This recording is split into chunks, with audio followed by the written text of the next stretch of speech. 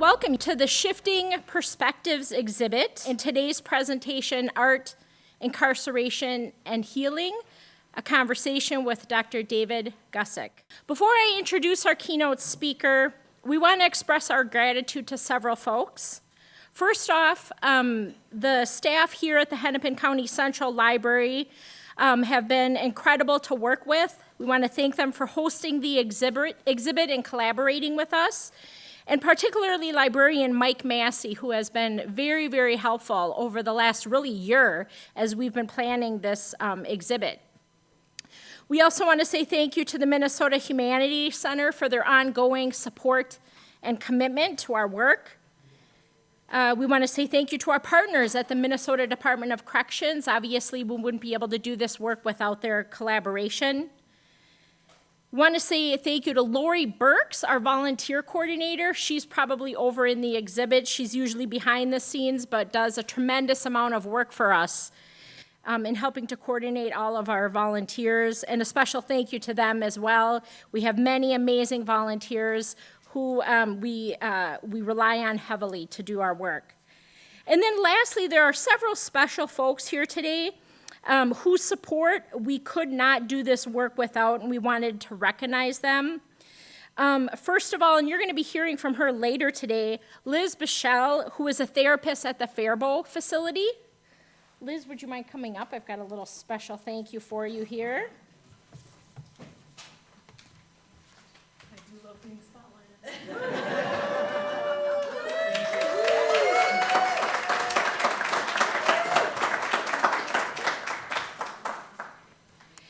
And then also Linda Lee, who is a chaplain at the Lino Lakes facility.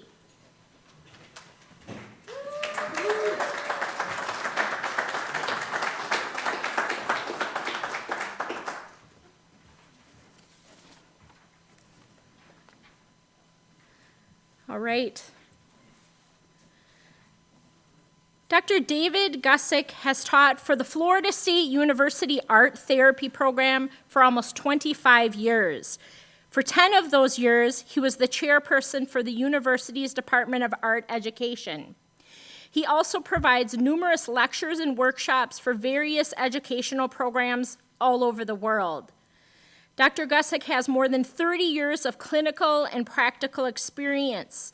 This includes various forensic systems, several correctional institutions and settings, a private practice, and he serves as the project consultant of the FSU-FI Department of Corrections Art Therapy in Prisons program. He has also developed and will be the director of the Florida State University Institute for the Arts and Art Therapy with the Imprisoned, AATI, which is coming this August. He has presented extensively internationally and nationally on, amongst many topics, forensic art therapy and art therapy in forensic settings. Along with more than 50 journal and chapter publications, he has authored his own books, including Art on Trial, Art Therapy for Capital Murder Cases, Art and Art Therapy with the Imprisoned, Recreating Identity, and most recently, The Frenzied Dance of Art and Violence. He has served the art therapy professional community in numerous capacities, and he currently sits on several editorial boards. In 2022, Dr. Gussak was granted the American Art Therapy Association's Honorary Lifetime Member Award. Please join me in welcoming Dr. David Gussak.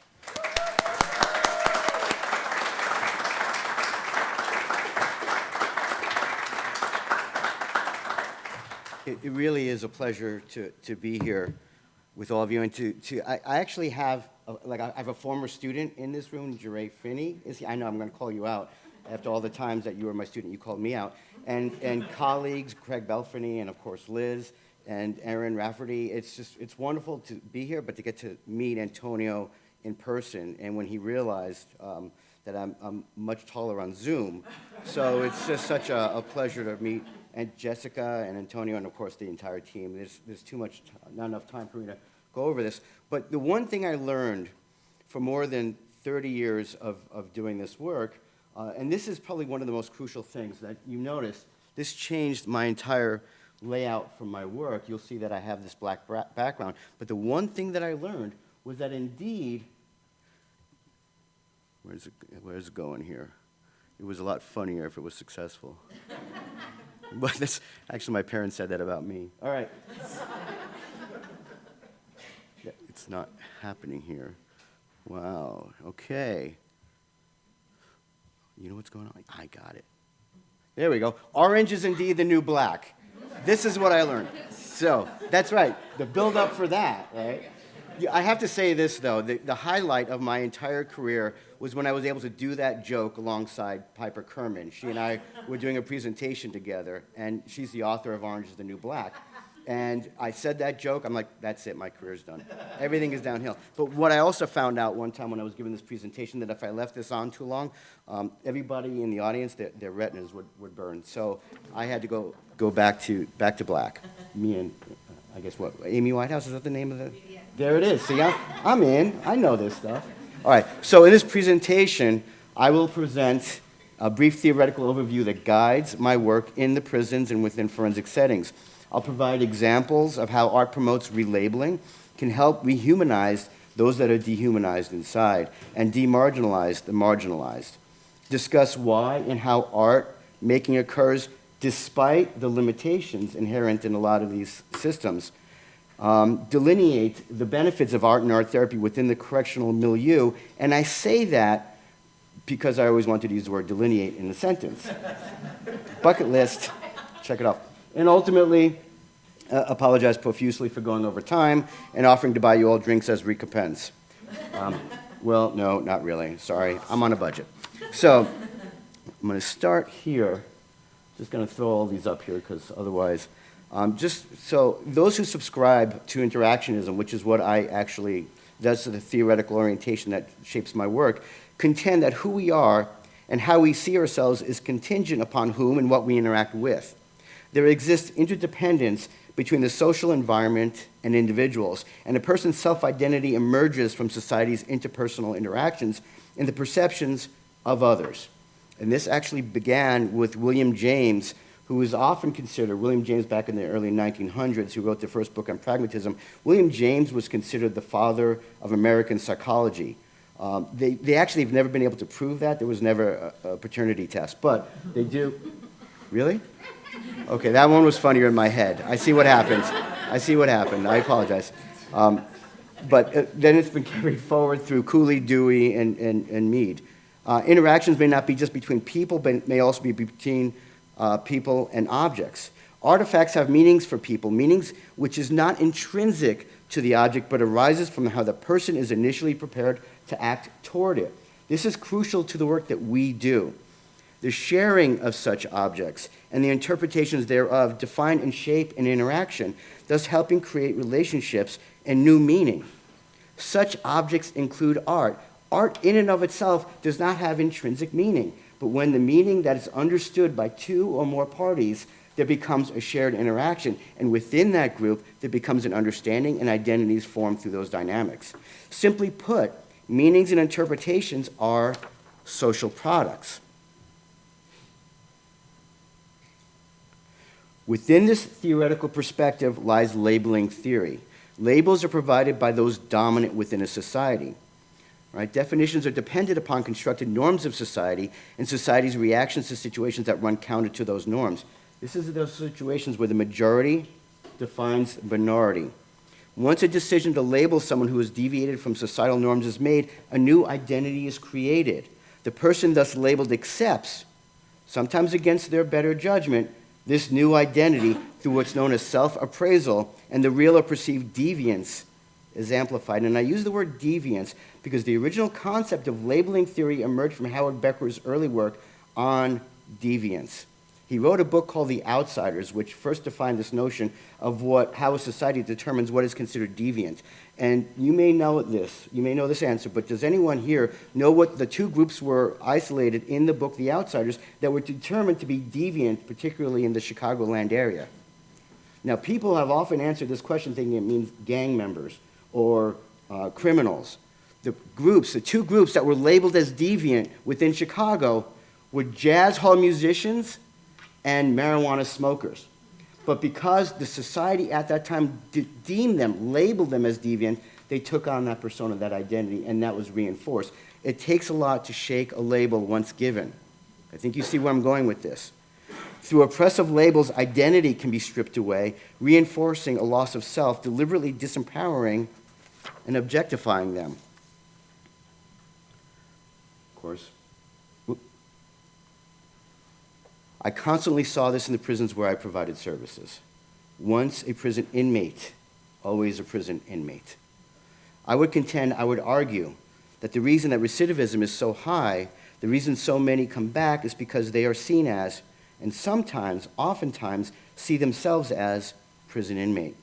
How can anyone rise above such a label, particularly if it was self-reinforced? Because according to that label, they belong in prison.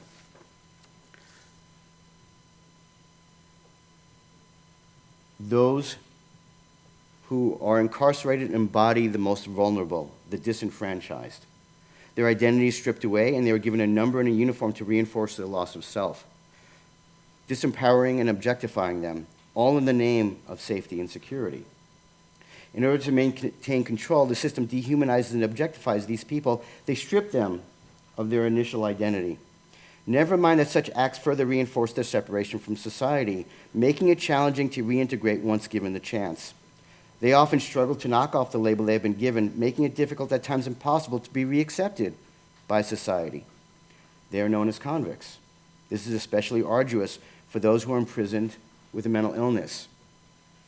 Giving them a voice, a new label, a new sense of self would help them rise above the quagmire they have found themselves. But we have a secret weapon, and it certainly isn't a secret in this room. We have the art. Antonio knows that secret very well. As I soon discovered, art and art making could help reverse this trend, providing an opportunity to relabel and recreate new identities, and in essence, strengthen one's new place in a community. Right? And I don't mean identity as an artist. I simply mean an identity as somebody who creates, somebody who is seen as human, somebody who we see, and that is key. We see them. Will Ersprung, in a little book back in 1997, he wrote a chapter for a book called Drawing Time, Art Therapy in Prisons and Other Correctional Settings, that was co-edited by some guy named Gussak and Evelyn Vershup. And he coined the term insider art. Now, many of you might be familiar with art brut or raw art, which is commonly known as outsider art, which refers to work created by those in the margins and fringes of society, outside the mainstream art world. I also have a problem with that term, because the very term outsider art implies that they're on the outside. So I prefer raw art, self-taught art. Ersprung coined the term to reflect similar art made inside, particularly the art that is made inside by artists who teach themselves. Many of those inside are driven to create, despite knowing that the pieces they make outside of a sanctioned program might be confiscated or destroyed. Using the creative process to escape from their surroundings, many of those inside will create regardless of their limitations. Now, let me go back here. Ellen Dissanayake indicated way back in 1992 that the same libidinal impulses that drives one to aggressive acts and those to also compels one to create in the face of destruction is creation. That according to Dissanayake, that within those settings and a lot of the creative processes that we engage in emerges from our own libidinal impulses, our own instrumental and primitive drives. This tendency to channel our aggressive impulses, right? It's also, of course, the need for escape. Now, I have to be honest here. I do give this presentation oftentimes for those within various correctional settings. I try to leave the word escape out. They frown on that. So I do leave that out. By the way, a lot of these pieces that you're going to see here are all done by those inside with some of the programs that I've gotten the privilege to work with, to work alongside a lot of the artists who have allowed me to see the work that they've provided. I'm going to show you some pieces that were made despite the limitations inside, pieces that nobody thought would ever see the light of day. Does anybody know what this is? This is, yes, Antonio. It is indeed a matchstick. This was actually excavated in the Graterford Prison, Eastern Penitentiary, not Graterford, Eastern Penitentiary in Pennsylvania. This was excavated during a dig in the 1950s. And I'm very thankful for two things: that the excavator was very careful about digging out this matchstick, and two, that he didn't smoke. So he preserved it. But what's key here is that this is a matchstick in which the artist felt compelled to carve on the top of the matchstick William Penn, who's the same sculpture that's on the top of their Capitol building in Pennsylvania. All right, so this was a piece going back to the early 1900s.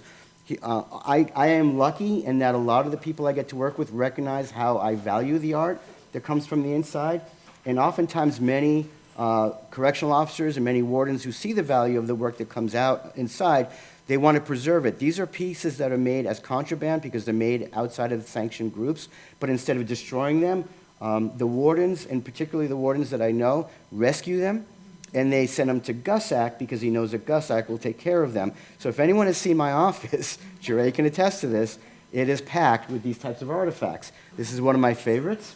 It's a life-sized guitar. This person had no access to glue, so he used garbage bags to sew all of the cardboard pieces together, making strings out of the garbage bags, the pegs on the top out of pen pieces, and painted it with shoe polish and black ink. The only complaint I have with this is that it can't hold a tune. Here's a piece that was actually rescued out of a prison east of where I am. We have some students and one of the art therapy graduate students that are working inside the prison. This was a person who felt compelled to create this by bringing stones in from the yard every single day for a number of months and gluing them together to create this cabin using cardboard and string for the inside. If you look through the windows, you can see furniture on the inside. The most disturbing thing I find about this piece is that he didn't have glue, so he managed to stick all these pieces together with non-dairy creamer. So enjoy your coffee. But that is a remarkable piece. This piece actually is part of the collection at the the Philadelphia Museum of Art. This is made out of toilet paper, hemp string, ivory soap, and shoe polish. And we see, of course, the prolific soap sculptures that are often made inside.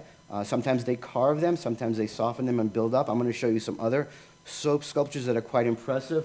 This is one of the smaller pieces. This gentleman was learning how to make these sculptures, and he created the elephant, and he explained why he created the elephant. Originally, I thought it was for like symbolic reasons, or maybe political reasons, because it's in Florida. Sorry. Well, but it turns out that the reason he created the elephant is because it's easy. It's readily identifiable, and it's a sign of success. He created this elephant, painted it with shoe polish, and I now own this piece. I'm going to introduce two very different artists now that for me embody almost the archetypes of those artists inside who have learned to create despite all obstacles from within and without. So I'm going to show you this piece here. This is someone who took a murderous label and found a way to find meaning and self-identity within the limitations of the materials he was granted. His name is John Blasey. I can tell you his name because he was not a client. He was in prison for murder, which after 30 years incarcerated, he still insists he did not commit. And that's key. My thinking is that if you're in prison for 30 years and still going strong and still proclaim your innocence, I think people need to listen. Blasey reached out to me several years ago, sending me a letter and a number of small art pieces depicting colorful landscapes and Florida wildlife. He had at one time shared a prison art space with one of the highwaymen, who were a well-known group of self-taught landscape artists. Blasey later read on about Donnie Johnson, an inmate in California who was also an artist. So I want to tell you about this piece and how I received it, because that's key to this type of work. This was from unsolicited. I would often receive art from people all over the country who are prison inmates who have read my work, those poor people. And they recognize that maybe I would see the value in what they're creating. And I received this large envelope that came from a prison in East Florida. And I opened it up, and an unusual odor emerged from it. Now, when I say that in certain company, people grimace. They're like, "Ew, what do you mean by odor?" But it was a very sweet odor. And it wasn't, a very sweet aroma. And it wasn't until after I opened up the letter and read the story that I realized that he had no access to paints, so he made his own pigments out of the shells of M&M candy, using his own hair tied to the end of a pen cap to paint with. He gave me about 20 of these pieces, and over time I continued to collect these pieces of his. We did a show in Gaston County in Florida of his work. Not only did he give me the pieces, he also gave me some of those paintbrushes. I prefer the paintings. But he was very kind. Now I'm going to introduce you to the person who's considered the United Kingdom's most violent inmate. That's his title, that's his designated title, most violent inmate. He's taken on that identity. Despite the myriad of literature out there about him, some of you may even be familiar with Charles Bronson. There was actually a movie about him starring Tom Hardy as his character. He also wrote his own books. I got a clearer understanding about him when I actually had direct written correspondence about him and his work. There is a chapter specifically on Bronson in that latest book that you had indicated, The Frenzied Dance of Art and Violence. Initially, Bronson seemed to revel in this original identity that labeled him as incorrigibly violent. Now, you have to understand that he went into prison as Michael Richardson, who wasn't violent in any way. The crime that he committed was a nonviolent offense. He became violent inside prison in order to survive. He took on the name Charles Bronson because for him that embodied the concept of being a much more tough, strong, violent person, and he enjoyed this identity. He also currently serves 40-plus years now in solitary confinement for being aggressive and violent. However, he's never killed anybody inside prison. He remains in solitary confinement for actions that the prison has deemed incorrigible, not for murder, simply because of the way he acts. Now, through a single fortuitous interaction, Bronson eventually found art and began to redefine who he was. Much of what I learned about him was that there was a correctional officer who recognized the value of art making as a way to redirect his aggression and tendencies and recognize the value of arts programming inside. Does that sound familiar? And this correctional officer gave Bronson colored pencils. He had never drawn before. He had never used art before. But what he realized was that he could create these images of his own autobiography. This is a drawing of Charles. It stands on a book called Con Artist, Charles Bronson.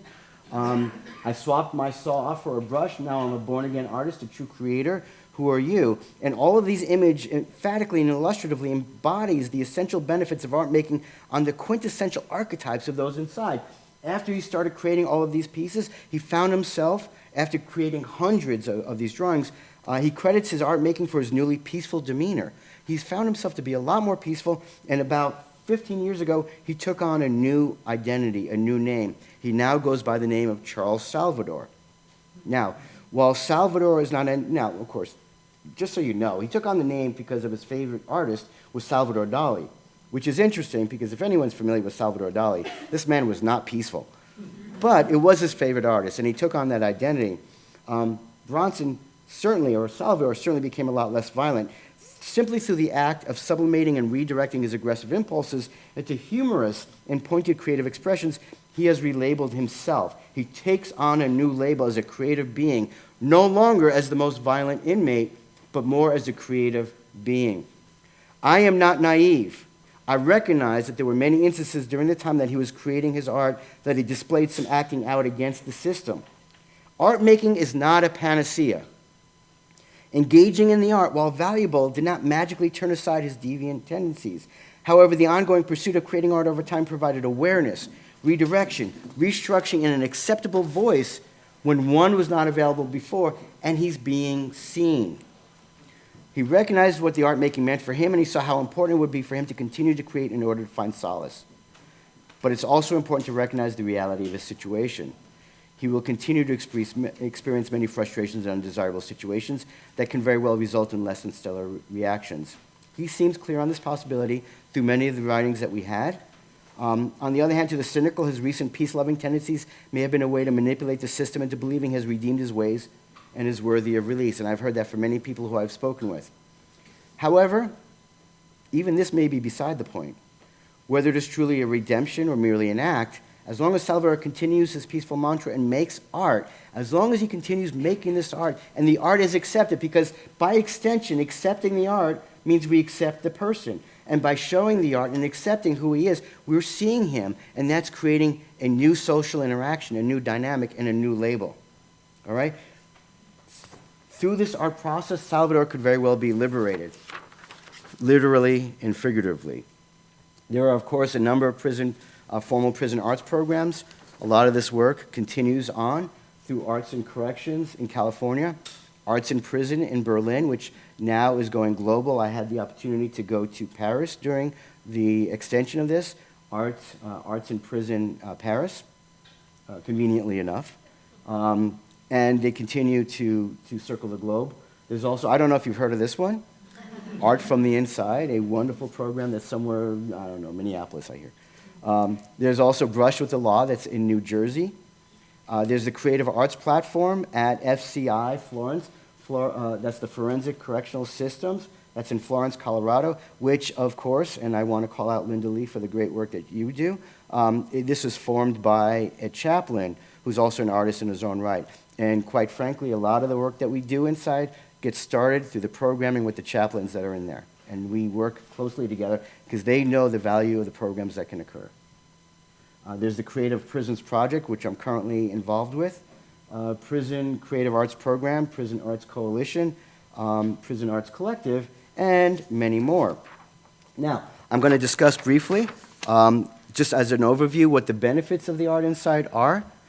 All right, so what we have is art gives a voice to those who could not otherwise be heard and allows them to be seen. Art is accepted and recognized as valuable to society. Those who engage in it are seen as contributing to society's success. All right? By the creation of the art, we're recognizing that the artists, the creators, are part of who we are. And we recognize them and they recognize us. We interconnect. To be seen as one who creates rather than one who destroys defies the previously established repressive label. Art helps recreate affirming identities. So we can fortify the most vulnerable. Art making becomes the vehicle in which the disenfranchised can travel within the social spaces not otherwise open to them. Art creates empathy and emotional connection for and between the creator and the audience. And creating art provides a sense of accomplishment and promotes success.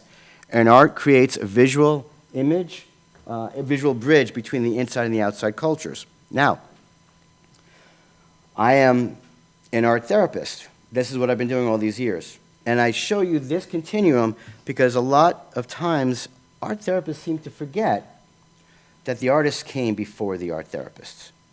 The art was there. Art therapists just take advantage of that because we're essentially lazy. I became an art therapist because I'm lazy. Because quite frankly, the art does all the work for me, right? So it's great. Right? So there's a continuum between arts and corrections and art therapy in prison. And this is why we need to go ahead and champion both as we move together, working side by side, which is why I'm working so closely with artist facilitators, artists, art educators, art teachers, because of the value and the interactions that we have. So the value of art therapy in prison is that it catharsis and sublimates aggression and violence. Right? We all recognize catharsis. We recognize the need for a release of energy. I mean, we just catharted and we're ready to cathart again, right? Just laughing is catharsis, right? But sublimation is so much more complicated. It relies on a lot of intricate nuances, including displacement and catharsis and redirection and containment, all right? It promotes nonverbal communication, even while the person who's inside does not want to talk about their feelings and ideas, which might leave them vulnerable. We're talking about an environment that sometimes disclosing your own vulnerabilities might be taken advantage of by others. And I don't mean just by the people sitting next to them. I mean by the system itself. But this allows us to create a therapeutic trajectory while working behind the mask that's put in place for survival. And we can leave that mask in place and allow the art process, again, to do the work for us. It can bypass many defenses, including dishonesty. But that's the case for all of the work that we do, all art therapists everywhere we work, because everywhere we are, there are people who may be dishonest. I just told 6 different lies not even 20 minutes ago. I don't know if you caught them, but if you saw my drawings, you'd know what the truth was, right? But we also tell the truth, and sometimes we don't know when that is, but the art does not lie, all right? It promotes necessary diversion and emotional escape, permits the incarcerated individual to express themselves in a manner acceptable to both the prison and in the outside culture, reestablishes an identity above that of inmate, and works despite several levels of organicity that might occur inside. Right? Those of us who work within various systems, we recognize that there are many different challenges, and the institutions themselves may foment different obstacles to education and development. From these theories, now just so we recognize that this was all actually written back in 1997, and over the years I continue to champion these ideas, but I want to point out that simply saying that this is the case does not necessarily making it so. Just because we say it's so, and I put it in a PowerPoint or I put it in an article, doesn't mean it's true.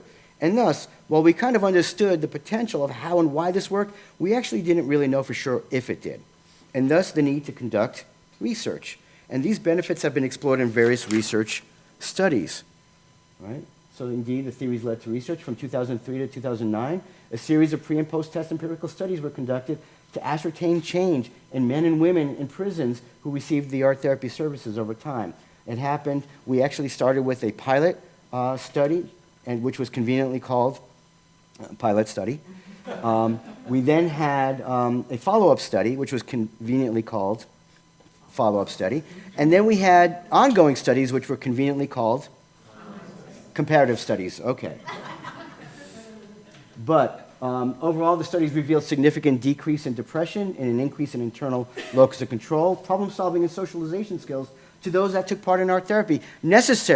Skills necessary to not only get through the system, but to also come out, all right, and work as they get out and become part of, re-accepted, and become part of where we all are, which sometimes is not always desirable. I'm just saying. Anyway, sorry, it's been a long day. So, since then, there's been an increase in research endeavors. We see a lot of this, but this is also quite exciting. And Liz is, of course, doing this work. There are many more art therapists at correctional environments all over the country. All right, there are a lot of art therapists. Many of these art therapists do this much better than I do. I'm just the idiot that writes about this. But there are so many art therapists that are doing such excellent work all over that we need to recognize that it's happening, it's spreading, right? There's greater interest and acceptance in art therapy in prisons from outside of our field. The reason I'm inside prisons now is because the correctional systems, education, psychology, counseling, bring us into these systems, and they say they want this to work. They want us to be in there. Increase in dissertation and thesis studies focusing on forensics, and marked increase in publications. This is also, of course, it was mentioned, this is the Florida State University, Florida Department of Corrections Art Therapy in Prisons program. It started working with educators who saw the value of using art therapy to remove some of the obstacles that are in the way for the correctional institutions. And so we started with 2 art therapists in 4 prisons in Florida. Over the next 5 years, we've expanded it till just recently. We just advertised for our 5th art therapist in 10 prisons throughout the state of Florida. And we continue to expand. And so, yay. And there's also the Madison, which now is the Model Arts Program, in which we're working with artists inside to help them work with them and help facilitate. They're teaching us. They're teaching us the work that they're doing. They're teaching us the heart of their work. And we're working with them to figure out ways to facilitate this and teach the teachers. They become the teachers spreading the arts inside. And as they're saying is at the Madison Arts Program, the incarcerated knows the incarcerated. You don't need somebody like me coming in from the outside. They're working with each other, and they're spreading the arts with everyone inside. This is, again, a pilot program that we're trying to spread throughout Florida and ideally through other places. These are some of the topics that we've gone over. I was just there last Friday, and I'll be there again next month. We had an art exhibition in November, and we have another one coming up in June of some of the most incredible work. A lot of these pieces that you'll see, actually I realized that I passed a favorite piece No, you know what?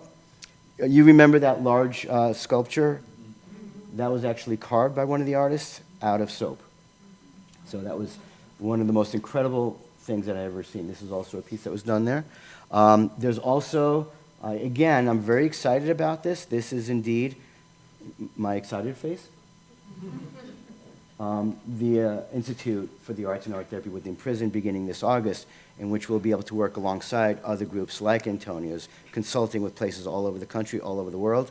I've had the privilege of learning a lot from people in India and Israel and China, and some of the work that they're doing with the incarcerated. So this is the reason, by the way, why I'm so honored and humbled to have been invited to be part of this, because of all the work that you're doing, to see that, what you're all putting together. And again, it's such an honor to be here with Jessica and Antonio, and of course the entire board of Art from the Inside. And so, without further ado, questions? So, thank you.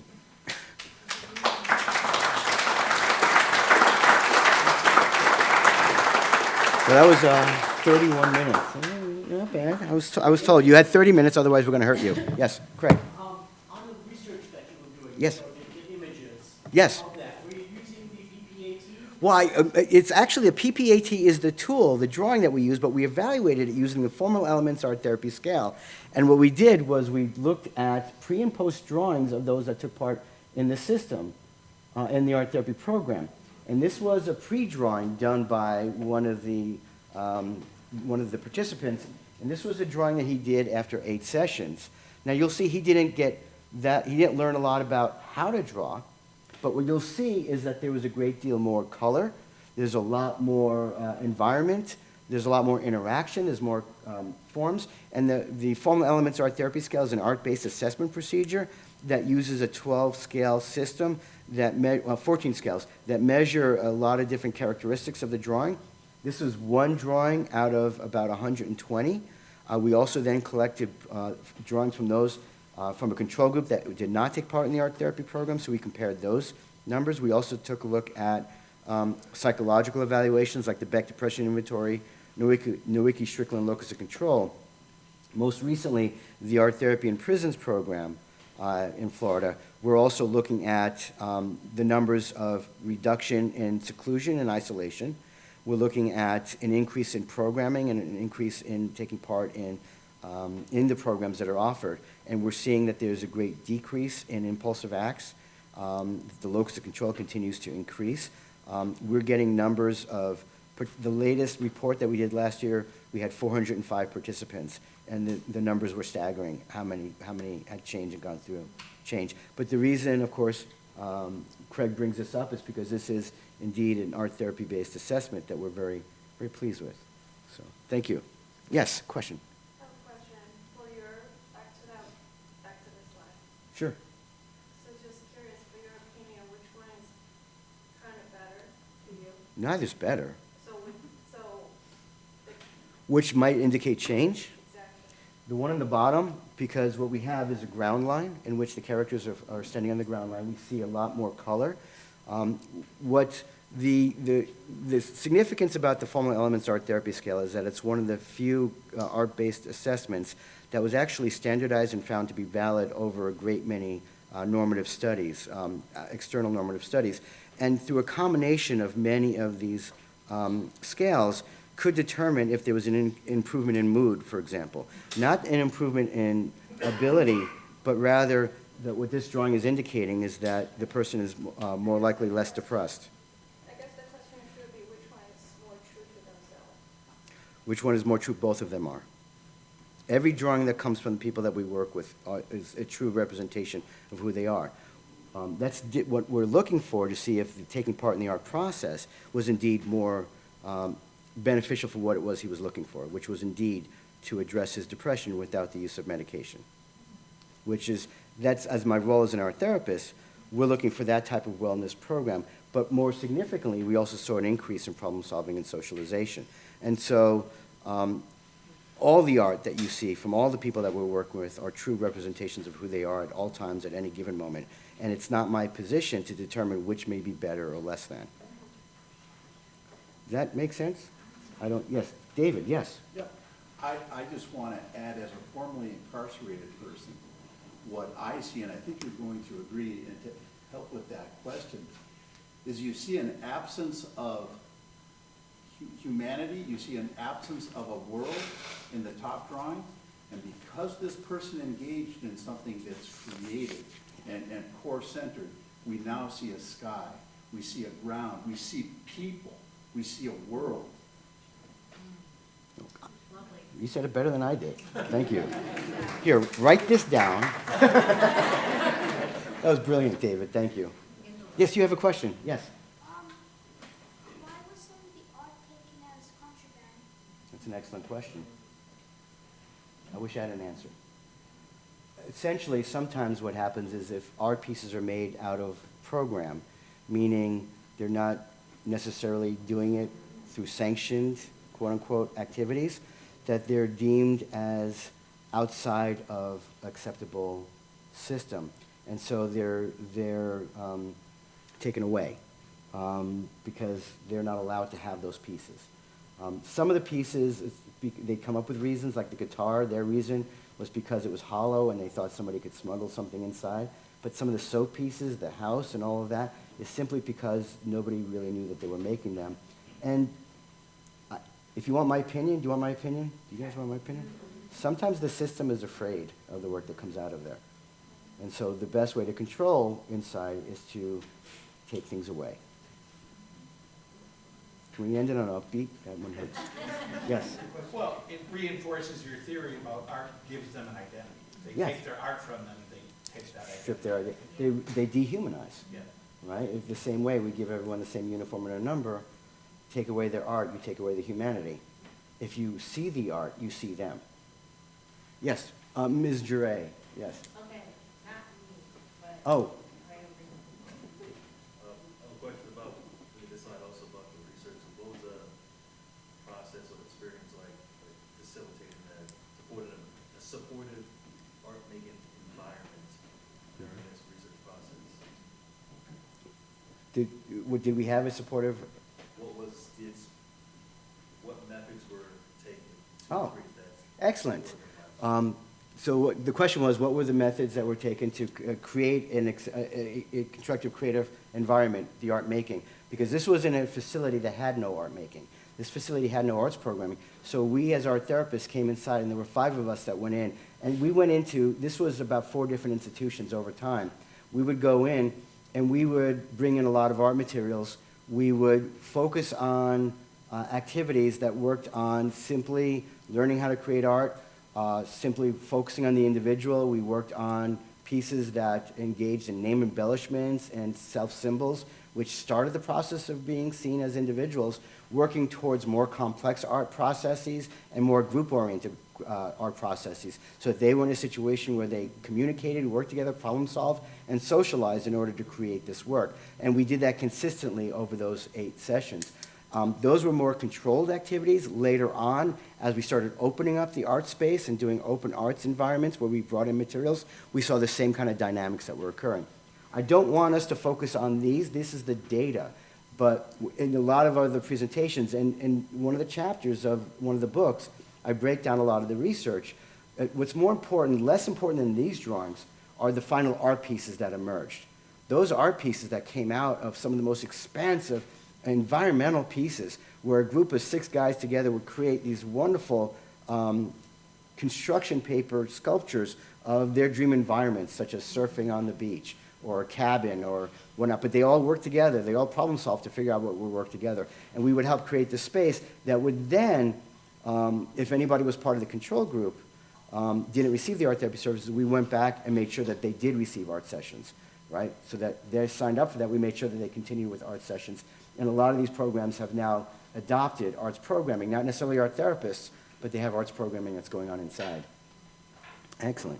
If you're interested in reading this, and I don't know why you would be, let me know, and I'll be happy to provide that information. Yes? Have you found it difficult to bring new prisons into this?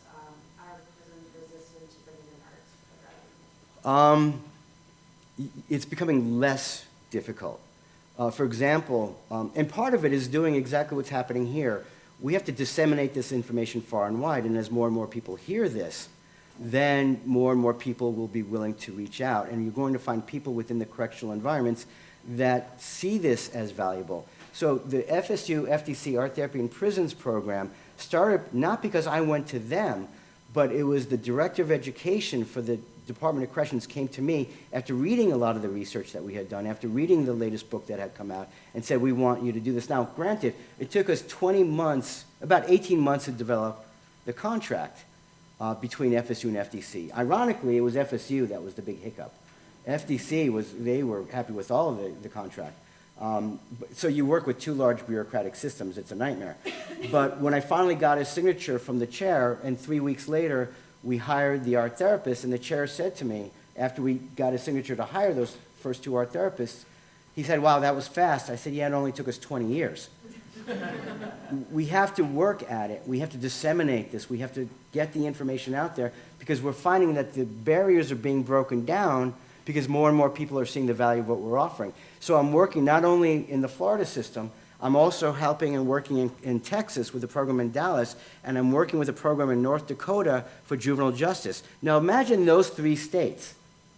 Those 3 states creating arts programming, not art therapy, arts programming in those states, right? If all the other states realize that North Dakota, Texas, and Florida can do this, they most certainly should be doing this. So that's my goal. Let's go for the hardest targets first, because I have no life. So, what other questions do we have? Do we have any other questions? I do want to leave room, I think, for the panel is coming up, right? We have a panel. And so, oh, yes, we have a question here. Yes. So how often when you go into these systems do you see a need to shift the paradigm from punitive justice system to a restorative justice system? Because we're supposed to have that, but it's morphed over time into purely, very much a punitive justice system. Yes. We do there's going to be people inside that still see the value of a restorative justice system, and those are the people that will become our allies. The overall system is punitive, but our job is to get inside and make changes from the inside. So I don't know how often it happens, but I do know that when we're able to go in there and we have the 10th prison who's the one asking for it, and it's the warden, the sergeant, and the captain who are setting aside a separate space, they said, that's going to be the art therapy room if you can get us an art therapist. They're the ones that are making the changes because they see the value. I once did a keynote address. It was a wonderful event. I had 600 or 700 people, and I was talking about the negotiations that have to occur as artist facilitators, as art therapists, as artists, going inside a correctional environment in which we have to compromise with all aspects of the inside, those that were green and those that were blue. And here's an art therapist, an artist facilitator having to compromise with both sides without either side knowing that's what you're doing, because they will suspect and they may have some questions about it. So we're constantly exhausted about doing this, but we can do this. But I had somebody stood up and said, I think the problem is that the system, and what we need to do is blow up the system. And I said, okay, you have to decide if you want to be an artist facilitator, an art therapist, or if you want to be an activist. Because the problem is when you blow up a system, the very people that we're trying to work with are the ones that get caught in the rubble. And our job is to make sure we're still allowed to be in there to provide the services that we can so we can make those changes with as many people as we can, and so that they can change us, right? Because quite frankly, it's arrogant of me to think I'm going to go in there and teach them anything. They're the ones that are teaching us. They're the ones, which is why we're able to leave and they're continuing to do it. So it's their own restorative justice because we're restoring something, and it's them. They're so much better at this. Thank you for that question. So the answer is it's happening, which isn't exactly a direct answer, is it? I hear it.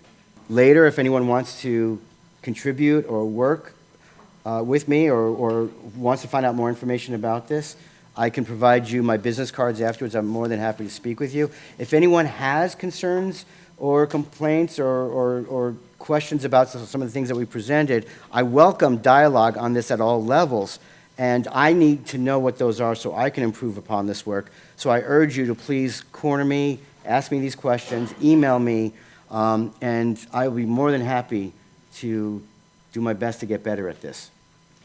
Thank you all so very much.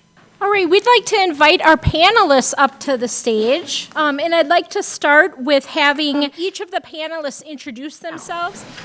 Hi, welcome everyone. Thanks for coming today. I'm Molly Evans, and I'm a mindfulness coach and facilitator, and work with Art from the Inside. This past fall, alongside wonderful team facilitating wellness and art in the correctional facilities. I'm David Riedman Lenars, formerly incarcerated in the facility that Liz Beckel works at. And I met Antonio while I was incarcerated and became a part of the Art from the Inside program.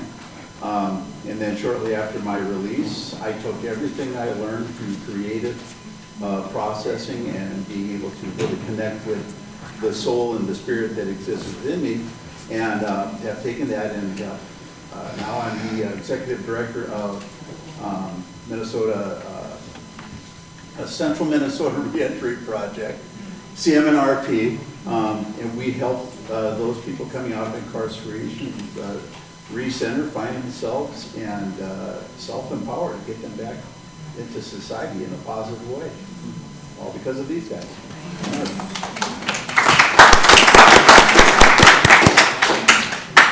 I'm Dave. I'm Antonio Espinoza, the founder of Art from the Inside, correctional officer 20 years, practically 19 and a half years. Worked at Stillwater Prison at that time for my whole career. And I saw value in people in prison. And I saw that people can change in prison. And I saw the change through art. And so I was encouraged to do something about that after my friend was murdered in 2018 there. My friend Joseph Dom was murdered 2018 by the hands of an incarcerated person, and that's what sparked my activation in trying to create bridges instead of walls. So, thank you for showing up.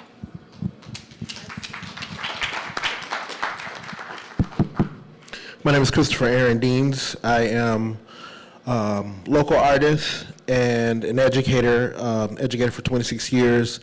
And I met Antonio probably about 8, 9 years ago, somewhere around there.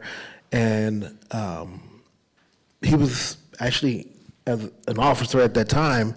And I've been doing public art and working in the schools as an educator for a very long time. And as this mission started to become a real thing, he just got very excited about it, and things have really flourished, made a lot of great connections. But I'm really honored to be a part of this team, as we have gone into a couple different prisons in the last year to do some art education with some amazing artists, and I've been able to do some teaching and coaching and partnerships with some really great people.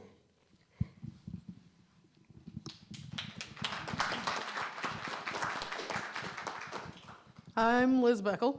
I've been working at the Faribault Prison as a clinical program therapist for over 6 years. Me and Antonio, I saw something on Facebook about Art from the Inside, and so I went to the website, I scrolled at the very bottom, and I called the number, and it was like 7 or 8 at night. And you guys were setting up an exhibit at Creator Space, and I was like, you don't know me, I don't know you, but I need to be involved in this. And it was love at first phone call. I've been doing art therapy for the past probably 8.5 years. I graduated from Adler. My amazing faculty team is here as well. But yeah, I get nervous speaking socially, so I forgot the rest of what I was going to say. Thank you.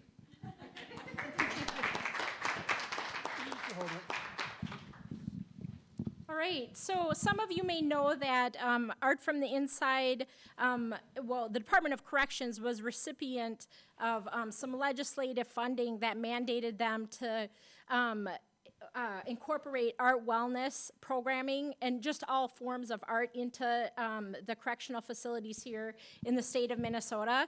And Art from the Inside was recipient of some of that funding. We started with a cohort of 35 participants this past fall between folks at Shakopee and the Faribault Correctional Facilities. For those of you that participated in the art wellness programming, what was that experience like for those of you that worked with the folks involved in the art wellness programming? I loved it. So there's kind of two separate realms when it comes to clinical therapy and everything like that, and then there's really a different feel when it comes to art therapy, right? Clinical, I mean, when you even hear that word, you're like, documentation and all these check boxes. When it comes to working with art, there's something way more freeing, and you get to know the guys so much more than, like you were saying, just a label, just a number. Like, these guys got families and personalities and so much more underneath the surface that they can freely express through art and just through community. And we're all the same level in that space, and it's absolutely amazing. And the guy, you can really see it in the guys' faces. They're laughing, they're joking, they're communicating, and it's, you leave prison for a bit. I think one of the things that really became evident for me was that this experience was kind of like taking the cover off of the individuals and the instructors. We were exposed to identities and characteristics of people, and we saw each other like completely. We were able to create, have conversations, talk about mindfulness, breathe, learn about art in a very in-depth, inept way. But at the same time, you got to have these amazing creatives like express their experiences and their journeys in a really creative way. And I really feel like the participants were not like boxed in, you know, even though like physically they were, you know, they weren't boxed in with their thoughts and how they processed the work. It was really amazing. For me, I had to forgive the person who murdered my friend in order for me to take action to the way how I have been doing it.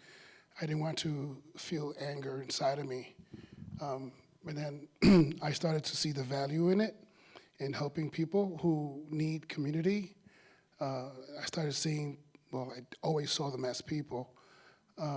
And I started to feel the humanity part about who they were and where they were at and the limitations that they go through.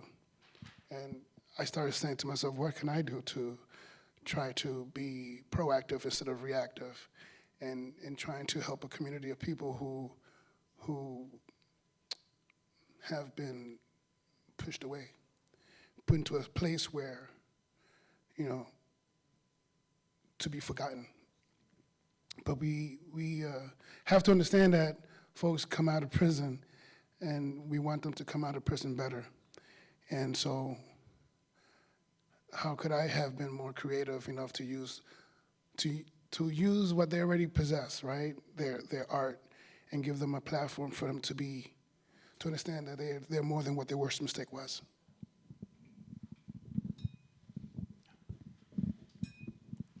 Well, mine's a different perspective. I was the guy inside. And you know, and Liz will verify this, I didn't walk in prison like an inmate. I always said, I'm gonna walk this walk as a free man. And I'm gonna walk this walk as if I'm walking outside the walls. I didn't call my cell a cell, I called it a room. I didn't call my cell mate a cellie, he was my roommate. I treated all the guards like they were law enforcement officers on the street with a great deal of respect. And that started coming back to me. And so that when Antonio came into the facility and Liz had really talked it up, and Liz and I were doing art projects. I did this iceberg project that really helped me. That really, it really, it connected with something deep inside of me. And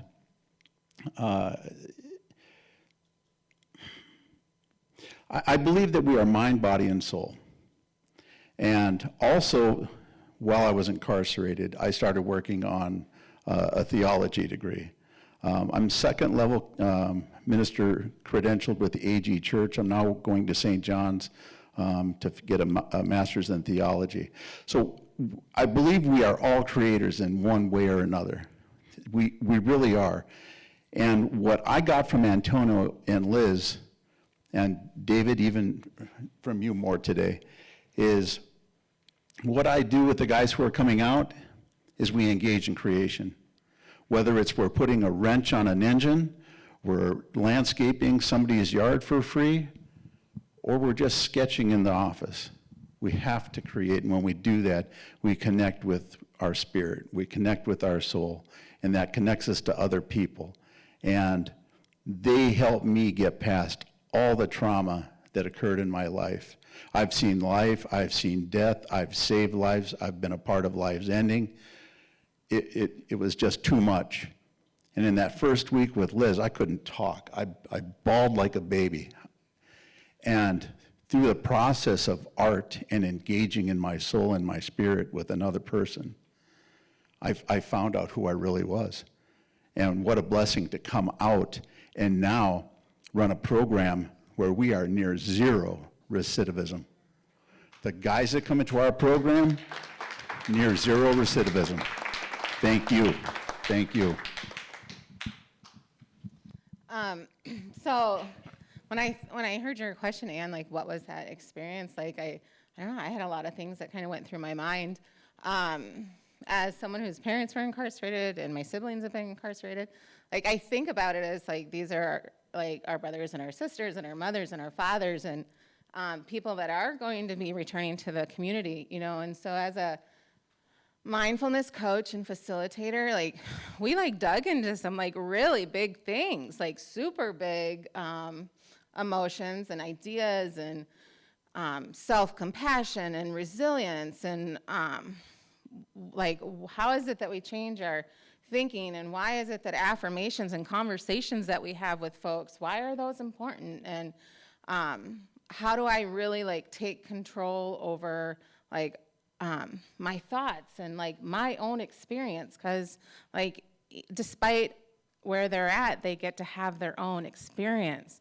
And so like when I think about it, like I felt empowered. I felt like empowered. I'd learned so much from them, you know, and you think, and I thought about it and I was like, yeah, my hope is to bring like this empowering like programming to them to help them like heal and discover like their wholeness, and that they're not like, no one is like broken, but like truly like I healed parts of my own self like through doing that program like alongside them. And so there was just like so, I thought it was beautiful. Like honestly, there wasn't another word I'd use for that. Molly, could you actually start in responding to this question? So in what ways did you witness participants grow and evolve during your time with them? And then what are your hopes for them in the future, having gone through this art and wellness program? Yeah, and so like to grow and to evolve, there was just so many examples of kind of growth and evolving. And, you know, one of them that comes to mind to me particularly is that, like, we had an individual that began programming, and he began our fellowship kind of just like really kind of quiet. We did a lot of restorative circles beginning each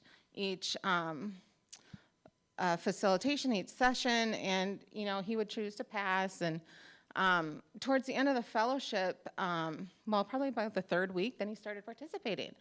And at the end of the fellowship, we learned that there had been somebody in the fellowship that he really absolutely hated. And he like said, I absolutely like hate this person. But that by that kind of that third week, like he had said that he had decided that he wasn't going to allow that other person to hold back his own growth. And so just like to be able to witness that, to be able to have him say like, actually, no, you know what, even being in a room with someone I absolutely hate, and he was just so adamant about it too, I can still hear it to this day, that he was going to invest in himself. Like he, all of a sudden, like this switch just came on that actually, you know what, no, I'm, like this time is worth investing in my own growth, in my own healing, and like who I am as an individual, like I matter. And so like when I think about folks moving forward and what I would really hope for them is I would really hope that they would continue like that journey of discovering who they really are. Because even as adults and as we live each of our own lives, we're constantly discovering like who it is that we truly are, and connecting with what I consider our wholeness, that we are whole beings.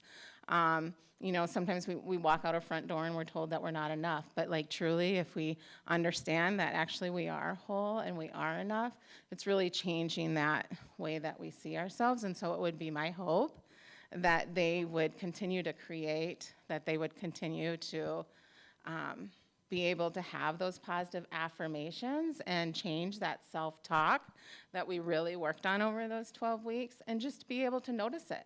And you know, not every day is going to be a good day, but like if we have the ability to just take a minute and to notice like where our thoughts are, where our minds are, like that is absolutely everything.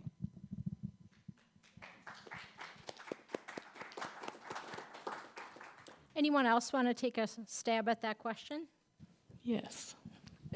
So we had 20 participants. Not one of them it ended up being like 15 weeks because I think one of them, like we had delayed count, whatever, all of the nuances of prison. But it ended up being about 15 weeks. Not one of the guys out of the 20 had gone to SEG, had gotten IR, had gotten any LOP, so loss of privileges, no disciplinary actions, and which is incredible. Because I mean, if you're wearing sweatpants in a programming area, you could get LOP, you could get a ticket. Nobody got them. And even to date, so we started in September, October, and it's now April. Only one of the individuals has gone to SEG, and that's it. Out of all 20 guys in the past almost, I mean, some kind of math, 8, 10 months, I don't know.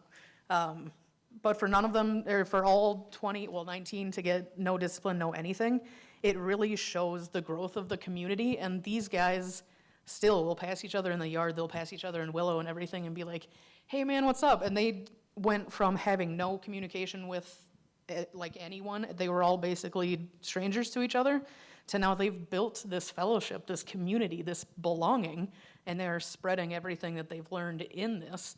And I've gotten so much work, so many kites saying like, hey, how do I sign up for this program? We have a wait list, like guys are getting upset that there's not more, and I think that speaks volumes. Can I respond to this?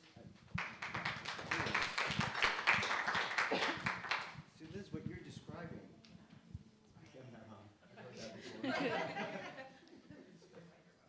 Okay, I'm on. Liz, what you're describing is exactly what needs to be disseminated and gotten out there. And this is something Antonio and I were talking about last night, and Jessica had asked a question about how do we get this information out and what should we be collecting. This is the data. I mean, this is the numbers that people want to hear to show that there's this decrease. I mean, I'm not going to be that guy, but I'm that guy who says, look, we need to present this and publish this and write about it. We ended up, through our program, by the way, we demonstrate development and evolution. I don't say grow, because I stopped growing at 12. But we certainly continue to develop and evolve. And one of the things, for example, when we were able to demonstrate, we actually were one of the few groups that continued going through the pandemic. we came up with strategies to be proactive, and we wanted to mitigate over-isolation. We were able to decrease seclusion and isolation because we continued to provide means of communication even when they were locked inside increased isolation. And because we were able to demonstrate those changes, our program expanded, and now if anybody is put in segregation or seclusion for whatever reason, we're allowed now to meet with them, provide them resources, provide them support, so that they're not stuck in there 24/7 with nothing to do, and they're communicating with us, and we're showing that when they get out of seclusion, they're healthier than those that aren't receiving those services. And we have to demonstrate those numbers and disseminate those, and now it's becoming more of the norm. So I gotta tell you, I beseech you, because again, what a great word. Please. I just gave myself a lot more work, didn't I? Yes, you did. Yes, you did. You, Antonio, and Jessica, you need to write there it is. Get that out. Sorry, I'm off my soapbox. Ann, can I jump in here quick? So one of the things that Antonio talked about when he first came to Faribault was art's going to create connections. And man, did it ever. You have no clue. So in my unit, I had this guard that had the night shift, and he'd stop by and he'd ask me what I was drawing, and I'd hold it up and he'd see it, and he'd give me a thumbs up. So over almost a 3-year period of time, we got to know each other, talking through that little crack in the door. And I'll never forget the Thanksgiving night when I was like, man, shouldn't you be home with your family? And he told me that he was alone. And I was like, man, well, hey, we're family. We have seen each other almost every night for almost 3 years. We have talked about the things that I'm drawing. And it was really cool because it wasn't just with me or we, because I've always said we. We took that unit and transformed it into communication because other guys started to draw. Other guys were listening to that conversation through the door. Other guys were seeing there was a better way. And it became very, very, very transformative because of communication. Guys really sharing what was going on inside. And you know, in that first month, there was a gentleman that came to my room and was going to kill me. And just through communication and talking positively, he turned around and walked out. So this works. Antonio, do you want to respond to that question at all? It's kind of hard. It's kind of hard to top all of that. I'm not a clinical therapist or, art therapist. I'm happy to be among you folks because without you, I couldn't do this work. But one of the things that, as a correctional officer who served these people in prison, what I want to see is for them to forgive themselves for the things they've done, and for them to understand that they're more than what their worst mistake was, and that they're not invisible people, that we actually see their pain and try to be creative enough to try to find ways to help people find their healing that they need. And it's not through, and it's not just only the folks who are incarcerated, but society itself. We all are going through something, and we all need healing, all of us in this room. And art has been that piece that brings us together in community and stay connected, because I got a phone number today from one of the ladies who's an art therapist, and that's what art and community does. It keeps us together, and we could talk about the difficult things that we're going through and how we can support each other as human beings. That's the most important thing that I'm learning through my journey working in this work that I did for 20 years. I'm grateful for it. I truly believe that I was blessed to be the blessing in this situation, in this space. And it just took me a while for me to figure it out, why I was moved from the East Coast to the Midwest to do this work, and for a sacrifice to happen for me to actually see the picture. Christopher, Aaron, do you have any insight that you'd like to share? Sure. I think the original question was the growth. Yeah, the growth and evolution of the participants. Yeah.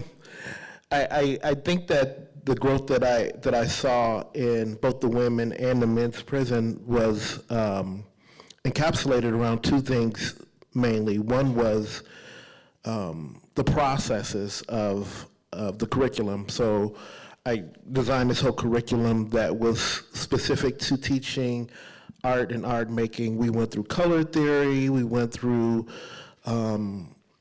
perception, we went through gradients of color and pencils and shading and blah, blah, blah, blah, blah. A lot of stuff you guys are probably not interested in hearing about. Okay, so we went through all of that art practice.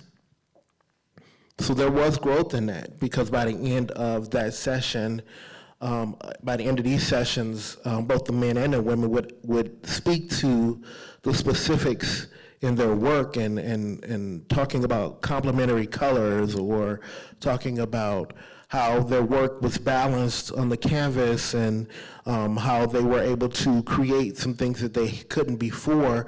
And even some of the artists that had walked in the door, very, very talented, had talked about how they could and had started to enhance their work. So that was one side of it.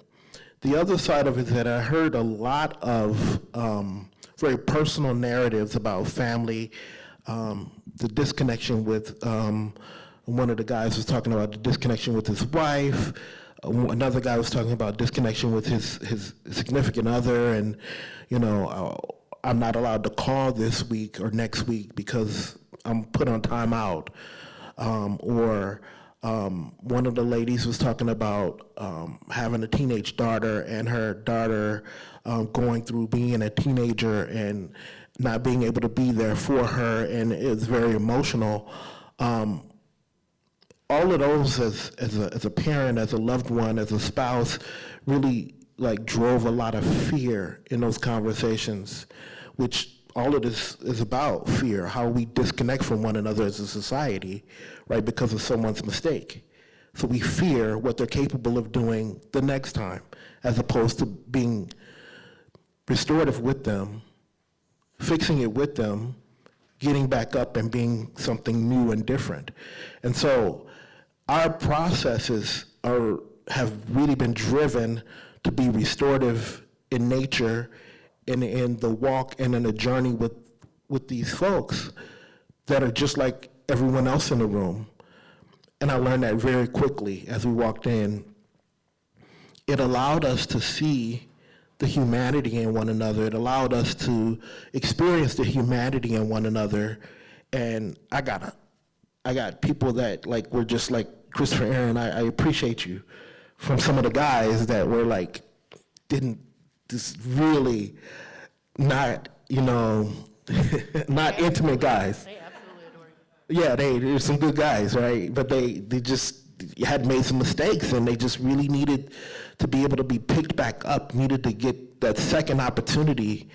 And that really spoke volumes to people in their understanding about who they are and what they're capable of. And I think that was a really big shift and change that I saw very consistently in the last, I'd say, 3 weeks of the program. Because before, as we walked in, there was a lot of fear and apprehension, because you're in a system that's within a system of systemic oppression, and there's a lot of push down, there's a lot of expectation that surrounds you and your mistake. And how can I consistently be punitive towards you for that mistake? And so as we shifted that narrative and started to walk alongside these folks, they were able to do something different and to operate differently. And I saw that shift. One of the shifts, too, that I saw in Shakopee was that once we had completed the course, and we went back 6 weeks later, because we wanted to give them the booklets or something we had to give them. Yeah. So we had to check in, we had another circle, and just to check in and find out how everybody's doing. To our surprise, they continued the program. inside the system. They continued on Saturdays and Sundays. They had their own supplies. They bought supplies. They had other folks come in. They did their check-in, and they were doing their breath works and everything else. So what they learned from the session that we provided for them for 12 weeks, they took it and they ran with it. So that's definitely something that was a good thing. Thanks, Antonio. Thanks, everybody. All right, we have about 8 minutes left, so I think we're going to open it up to the audience to ask questions of our panelists. So we've got a couple of mics here. If you have a question, maybe just raise your hand. We have one down here.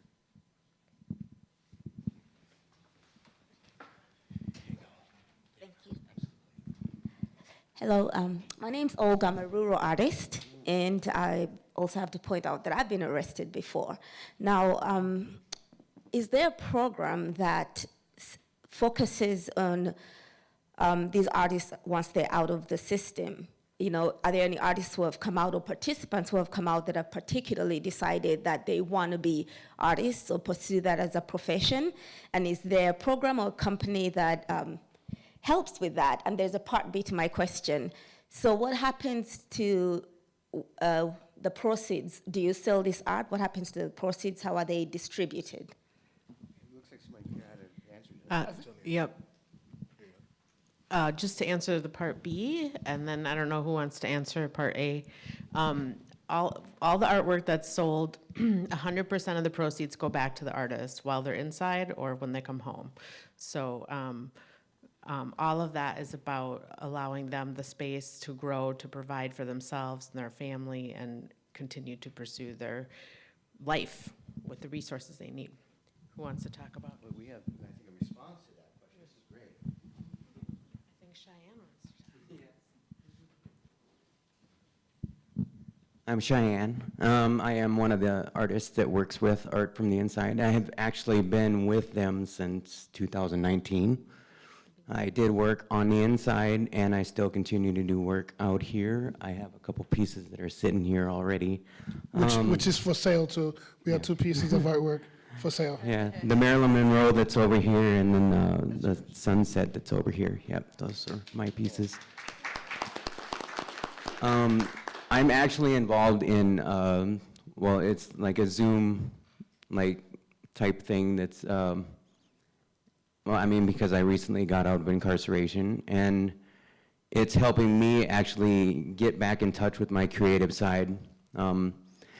Anxiety is really high for me, and it helps me center myself, and the people that are on the Zoom call and stuff like that are very helpful. And yes, we do the same things. We do the check-ins and stuff at the beginning of it, and it's very uplifting. So yes, there is a program for people that do come out of incarceration, and I'm hoping that it'll actually grow a lot more, because more participants would be awesome. And to be able to bounce ideas off of people and everything like that would be awesome also. Thank you.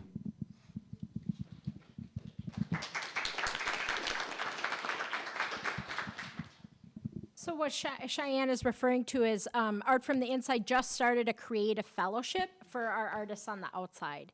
We just started that this year, actually, and we hope to continue keeping that going. But Dave is another artist that participates in that. It's a weekly virtual meeting facilitated by Christopher, sitting in the back, who is one of our amazing volunteers. Which also each participant gets a stipend every 2 weeks per their participation.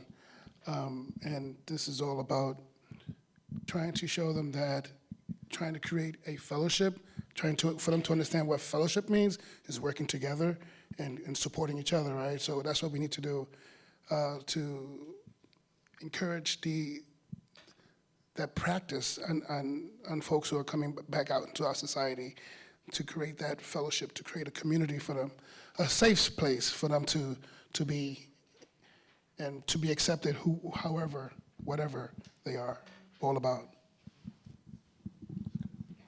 Any other questions for the panelists?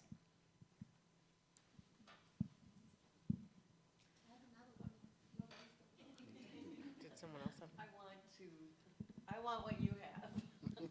I want the, okay. So I'm a chaplain, I'm employed by the state of Minnesota in Lino Lakes. And so, you know, I have an art and concentration in art and theology with my MDiv. And I've been a creator all my life, except for the 40 years in between, and somebody told me that I couldn't, that I wasn't, that what I was doing wasn't art. But then when I was 55, I came home to myself and figured out that we are born creators. We are created beings creating. And I guess I'm speaking to your idea of, you know, the data that you know intrinsically is good. It's not data unless they see numbers input in their system. So religious services never had a system to input data, because why would we have data, right? There's stories, though. Yeah, exactly. So, but I'm just saying, I feel the burden for the statistical relevance, and this is just like another part of your adding on to your capacity. So how, you know, I don't even know my question. It's just I'm feeling the burden of working within an institution that is oppressive, but also the joy and miracle that the oppressor is the teacher. And that is the biggest part. So I don't know what question I have, but I want more. Yeah. So I actually spent my first 5.5 years with the DOC creating an art therapy program, and I would write it up, do the proposal, they'd send it up to central office, and they'd come back and say, nope, I don't like this, so then I'd do it over, and then they'd send it up and say, I don't like this, and so I'm like, listen guys, I got 25 years before I retire, so either this program's going through or you're gonna get real sick of me real fast. So after about 5 years, finally got the go-ahead to start the first art therapy, it's a 6-week group within the Department of Corrections in the state of Minnesota. So I have a long wait list, and I am very excited. It's just about kind of getting the materials and the time and everything, but it's a slow process, because if we know government, it's a lot of red tape, and rather than let that be a weight on my shoulders, it's gonna be a fire under my ass. I'd kind of like to jump on that a little bit. So Liz was amazing on the inside, and even better on the outside here. And we did some neat things, and I remember I was actually doing some study research as an inmate, you know, having guys participate in these surveys, which, by the way, grew to the outside, where I'm writing an algorithm so that we can better serve people, so that when we're gathering data, we can take that and put it into that algorithm to find a better way to connect to that humanity side. Now, here's the weird part. I kind of still believe in the punitive side of prison, because I offended. I hurt my community, and I had to pay for that. But that didn't mean I needed to be dehumanized. And I think what I'd like to finish saying today is what Antonio and Liz has done, and Molly, and everybody who's a part of Art on the Inside, they've created a model for other correctional officers to embrace. And it started out as, I was just Mr. Lenars. Hey, what's your OID number? Mr. Lenars, what's your OID number? Hey, Lenars, come here. Hey, Lenars, come here. Then it was, hey, David, let me talk to you for a minute. And then it was Dave. And I'll never forget the officer who stopped me one day. Dave, come here, I want to talk to you. You wrote that thing that Liz put out and Warden Tracy Belts put out. I want to talk to you about that. And I'm like, hey, I got like 2 minutes on my pass. You're fine. Treated me like a human being, like a human being. And that became infectious. Next thing I knew, there were other guards that I was Dave. I wasn't an IP, I wasn't a convict, I wasn't an inmate, I was Dave. So what they have done is brought humanity into the prison system through art. I'm done.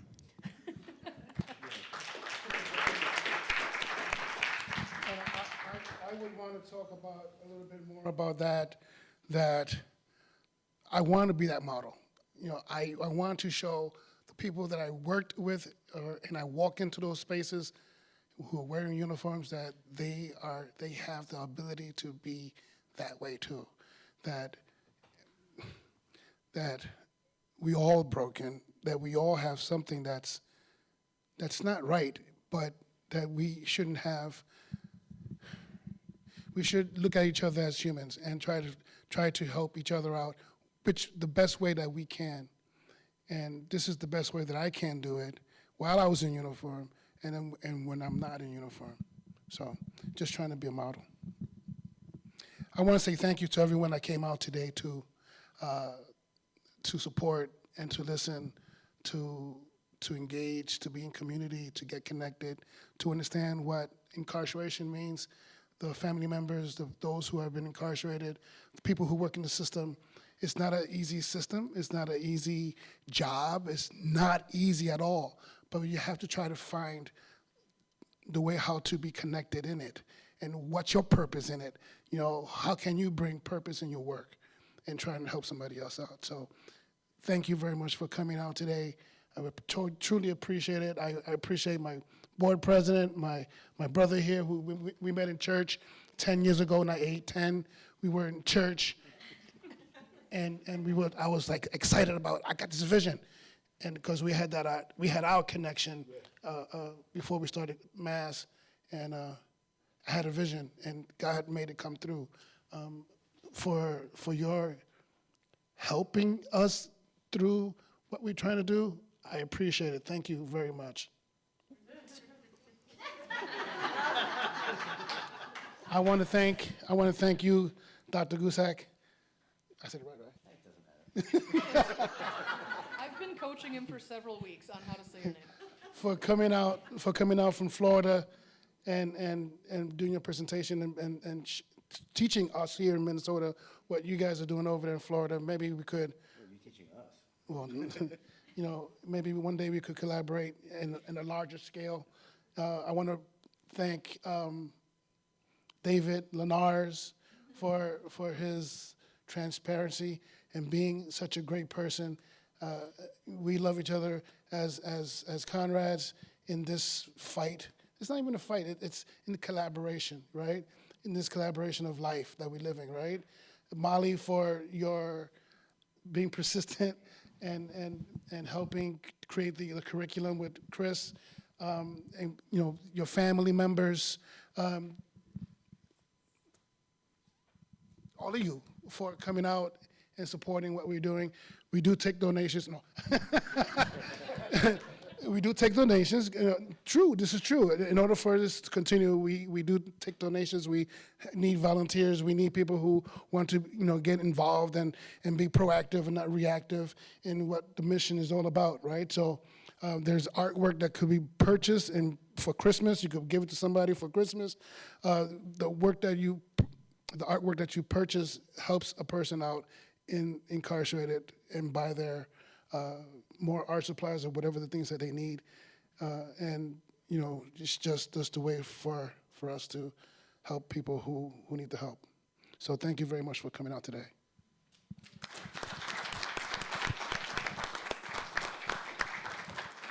Thank you, everybody. And I just wanted to say one last thing. The exhibit is open until the end of April. So if you were moved by your experience seeing the artwork today, I would encourage you to share with your friends and your loved ones. Have them come out and see it too. Thank you so much.